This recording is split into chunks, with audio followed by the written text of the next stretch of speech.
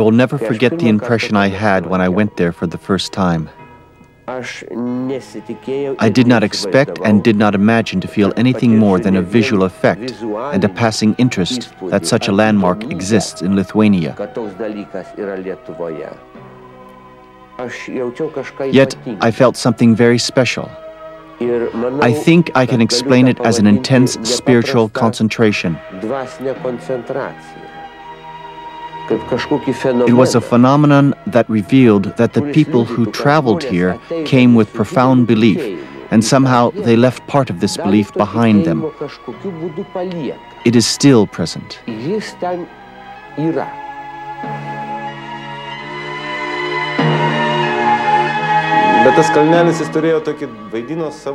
The small hill was of great significance.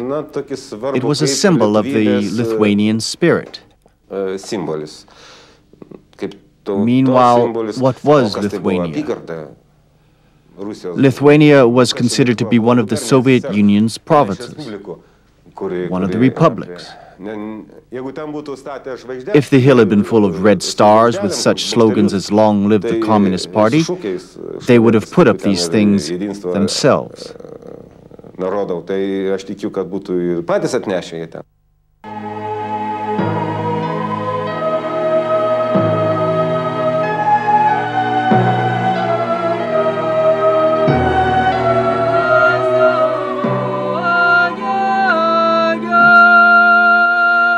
On the southeast corner of the Baltic coast, the seagoing traveler discovers a low-lying land, Lithuania.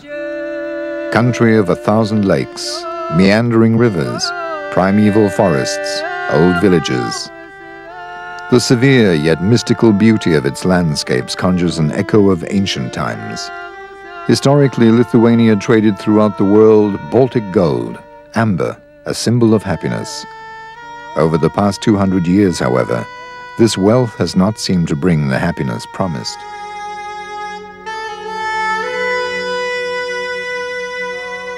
Throughout history, Lithuania has suffered invasions from Sweden, Germany, and Russia. Small wonder that one of the most typical aspects of Lithuanian landscape remains the fortified hills. Jurgaičių Hill, a few kilometers north of Šiauliai city, is one such example.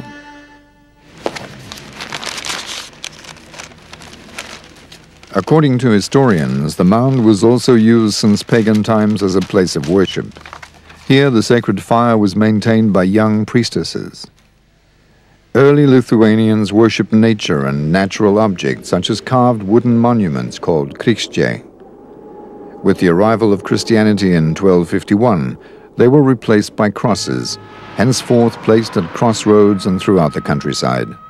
Since then, Lithuania, the last country of Europe to be baptized, has been called the Land of Crosses.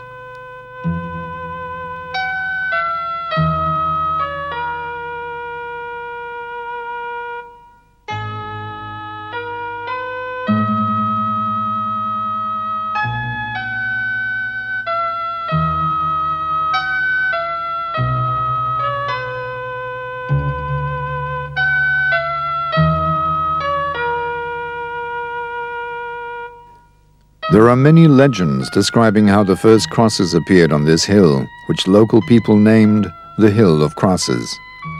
Historical evidence, though, dates the very first crosses after the years 1830 and 1863, following two important uprisings of the Lithuanian nation against the Russian annexations. From then on, it seems as if the whole of Lithuanian history has converged in this hill.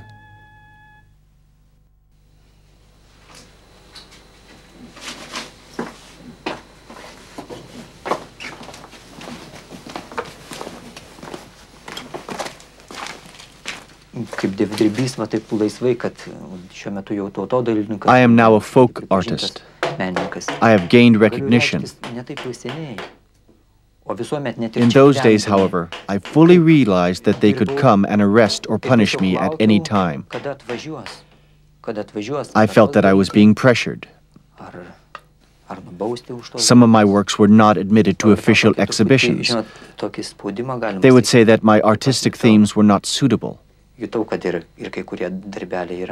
I didn't do what I was supposed to do.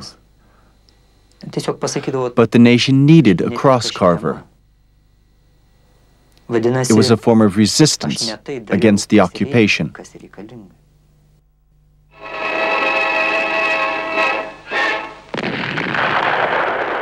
Many crosses would share the fate of the famous 3 crosses of Vilnius. The teaching of catechism was prohibited. Most churches and all monasteries were closed or turned into warehouses.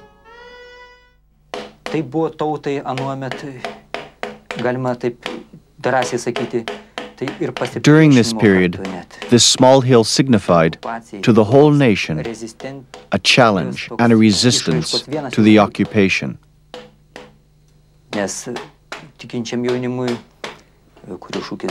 For the young Christians who lived under the motto, God and homeland, it came to symbolize their homeland. The Lithuanians responded with hammer and chisel to the Soviet hammer and sickle. The Hill of Crosses became a regular meeting place for these groups. Formerly dangerous, today a meeting with a guardian of order can be a very polite and friendly conversation. We visited one in this house where no address is shown.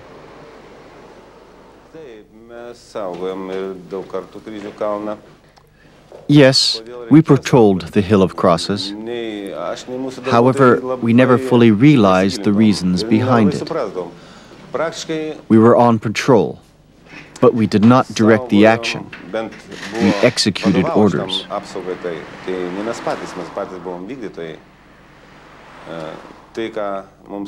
We only did what we were ordered by the Interior Ministry, or more often the KGB. It was they that told us what to do.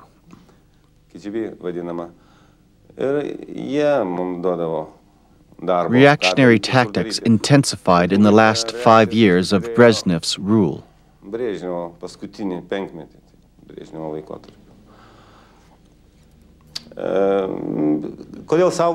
The reason for starting the patrol was simple enough: to prevent people from building crosses, especially with anti-Soviet inscriptions, for religious holidays or some other memorable dates linked with Lithuania's statehood, such as February 16th, Lithuanian Independence Day.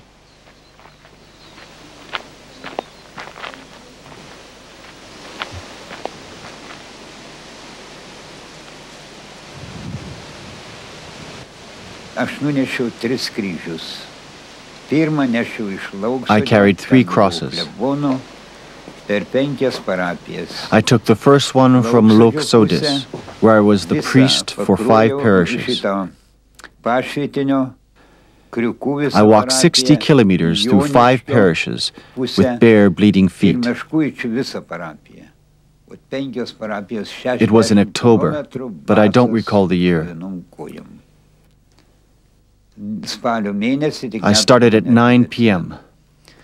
After 13 hours at 10 a.m., I eventually reached the hill.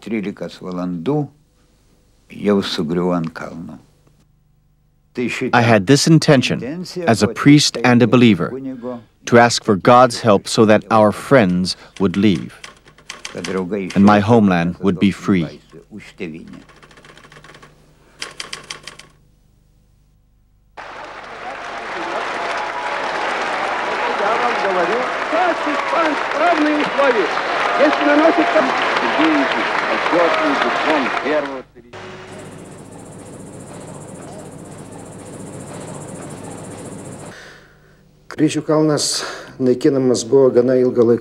The demolitions were carried out over a long period, between 1960 and 1977. Local communist activists from Šiauliai planned to destroy the monument. Bulldozers were used to pull down the crosses. They were taken to